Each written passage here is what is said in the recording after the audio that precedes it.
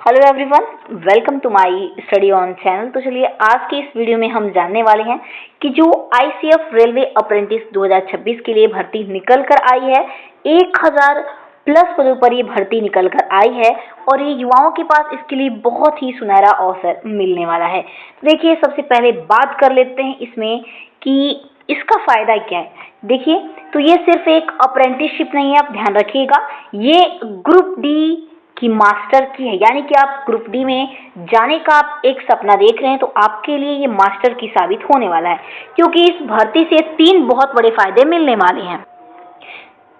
तो चलिए देखिए, सबसे पहला मतलब यानी कि सबसे पहले फायदे की बात कर लें। इसमें पहला फायदा क्या दिया है, तो देखिए सबसे पहला बड़ा फायदा ये है कि इसमें 20% का आरक्षण मिलेगा अगर आप अप्रेंटिसशिप करके जाते हैं ग्रुप डी में। तो देखिए सीधे सीधे 20% का रिजर्वेशन मिल जाता है, जिसमें कुल पदों में से 20% सीटें अप्रेंटिस वालों के लिए क्या रखी जाती है, सुरक्षित रखी जाती है।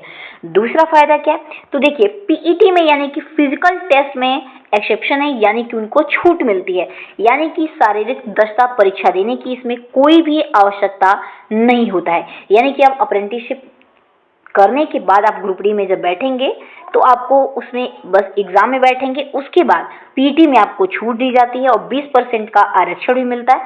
और साथ ही साथ देखिए यहाँ पे 1/3 सीबीटी का वेटेज भी दिया जाता है। यानी कि जो कंप्यूटर बेस्ड टेस्ट होता है, कंप्यूटर आधारित जो टेस्ट होता है, इसमें अप्रेंटिसशिप के अंकों का 1/3 वेटेज क्या हो जाता है, तो बाद में वो जुड़ जाता है। ओके, देखिए अब अगला ये देखने वाले हैं कि टोटल 1000 प्लस यानी कि 1010 इसमें टोटल पोस्ट है इसमें टोटल। अब देखिए चर्चा कर लेते हैं कि इसमें आईटीआई वालों की कितनी है और नॉन आईटीआई की भी है इसमें। ठीक है, तो सबसे पहले देखिए इसमें टोटल आईटीआई वालों के लिए सीट 670 सीटें हैं, 10वीं पास के लिए 320 सीटें हैं और साथ ही साथ 12वीं पास के लिए भी है 20 सीट है इसमें। ठीक है, तो देखिए सबसे अधिक इसमें आईटीआई पास वालों के स्टूडेंट को दिया गया, उसके बाद 10वीं पास यानी कि फ्रेशर। देखिए अब भौगोलिक योग्यता में कौन आवेदन कर सकता है, यानी कि आप कहाँ के रहने वाले हैं तो आप आवेदन कर सकते हैं।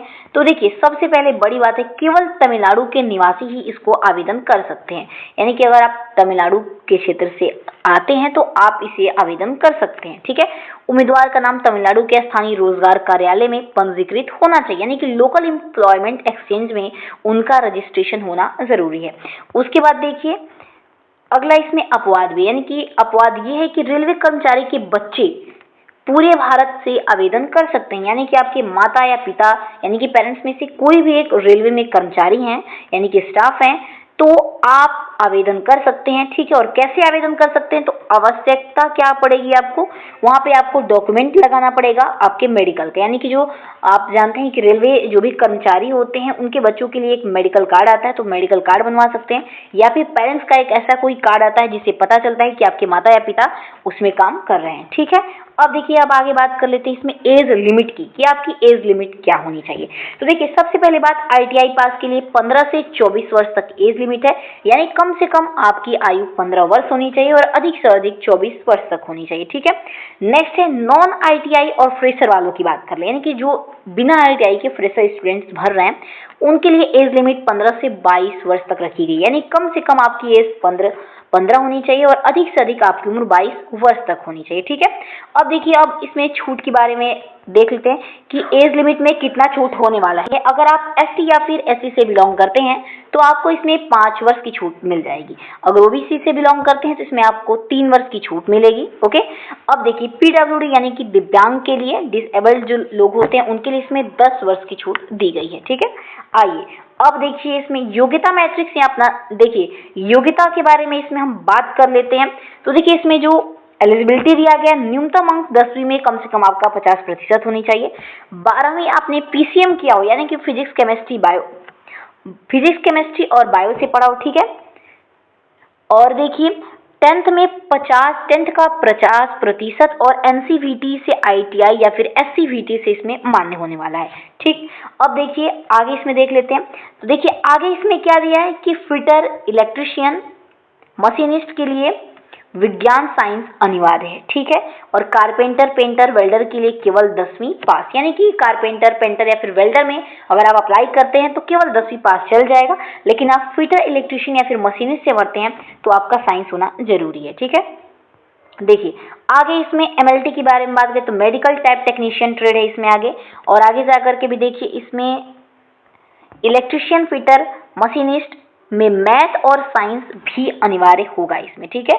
और कारपेंटर, वेल्डर में आपको जैसे पता 10th प्लस आईटीआई की जरूरत होगी, ओके। अब देख लेते हैं आगे, देखिए अब आगे हम बात कर लेते हैं कि इस अप्रेंटिसशिप की ट्रेनिंग ड्यूरेशन क्या होने वाली है, यानी कि टाइम पीरियड कितना होगा इस ट्रेनिंग का। तो सबसे पहले देख लेते हैं 1 वर्ष का होगा, 15 माह का भी हो सकता है, 2 वर्ष का भी हो सकता है। इसमें आईटीआई और नॉन आईटीआई तीन लोग के लिए, ठीक है। तो सबसे पहले देखिए 1 वर्ष की पहले बात कर लेते हैं। तो देखिए 1 वर्ष किसका होगा, तो देखिए सभी आईटीआई पास छात्रों के लिए सारी अप्रेंटिसशिप इसमें 1 साल का रखा गया है, ठीक है। अब आगे बात कर लेते हैं कि 15 महीने किसको अप्रेंटिसशिप में अपना गुजारना पड़ेगा। तो देखिए 10वीं पास वेल्डर ट्रेड के लिए, यानी कि 12वीं जो एमएलटी से किया, यानी कि रेडियोलॉजी के थ्रू या फिर पैथोलॉजी ट्रेड के अंतर्गत आप जा रहे हैं, तो आपको वहाँ पे अप्रेंटिसशिप में 15 महीने गुजारने होंगे, ओके। अब देखिए 2 वर्ष किसके लिए है, तो 2 वर्ष उन स्टूडेंट के लिए जिन्होंने 10वीं फ्रेशर यानी कि 10वीं पास किया है या फिर फ्रेशर स्टूडेंट है 10वीं से भी निकले हैं, इलेक्ट्रीशियन, मशीनिस्ट, कारपेंटर या फिर पेंटर ट्रेड के लिए सिर्फ और सिर्फ 10वीं पास फ्रेशर्स के लिए, ठीक है। 2 वर्ष के लिए फिटर, इलेक्ट्रीशियन, मशीनिस्ट के अंतर्गत आएगा ये, ठीक है। आइए आगे हम बात कर लेते हैं स्टाइपेंड संरचना की, यानी कि सीधे तौर पे हम बात करें कि जब आप ये अप्रेंटिसशिप करेंगे तो आपको कितना पर मंथ दिया जा सकता है। तो देखिए स्टाइपेंड की इसमें बात कर लेते हैं रेलवे में। तो देखिए 10वीं पास फ्रेशर जो उम्मीदवार होंगे, जो स्टूडेंट होंगे, उनके लिए 8,200 प्रति माह होगी, ठीक है। और 12वीं और आईटीआई पास स्टूडेंट के लिए, ठीक है, 9,600 प्रति माह होगा, ठीक है। और आपको बात बताते चले कि अभी मैंने बताया कि 15 महीने का भी हो सकता है, 2 वर्ष का भी हो सकता है, 1 साल बाद इसमें बोला है प्लस 10% की बढ़ोतरी इसमें की जा सकती है स्टाइपेंड में, आपको इसका ध्यान रखिएगा, ओके। अब आइए आगे हम बात करते हैं चयन प्रक्रिया के बारे में बात करें। तो देखिए आपको सीधे तौर पे ये पता होगा कि 10वीं के नंबर जुड़ते हैं और आईटीआई, इन दोनों का जोड़ करके क्या होता है, तो एवरेज मार्क्स निकलता है। उसके बाद सीधे मेरिट लिस्ट आती है, उसके बाद आपको पता चलेगा कि आपका मेरिट में नाम आया है कि नहीं, और बार बार आपको चेक करना पड़ता है, ठीक है।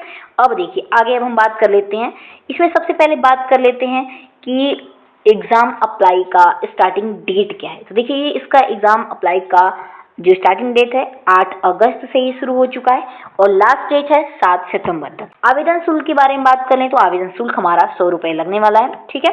अब देखिए इसमें एसटी, एससी या फिर पीडब्ल्यूडी स्टूडेंट या फिर वुमेन के बारे में यानी फीमेल के बारे में बात करें तो उनका यहाँ पे 0 फीस लगने वाला है, यानी कि कोई भी पेमेंट नहीं लगने वाला है, ठीक है। तो चलिए दोस्तों मिलते हैं ऐसे ही इंपॉर्टेंट वीडियो के साथ। वीडियो पसंद आए तो प्लीज से अधिक लाइक से सब्सक्राइब जरूर करेगा। तब तक के लिए जय हिंद, जय भारत दोस्तों।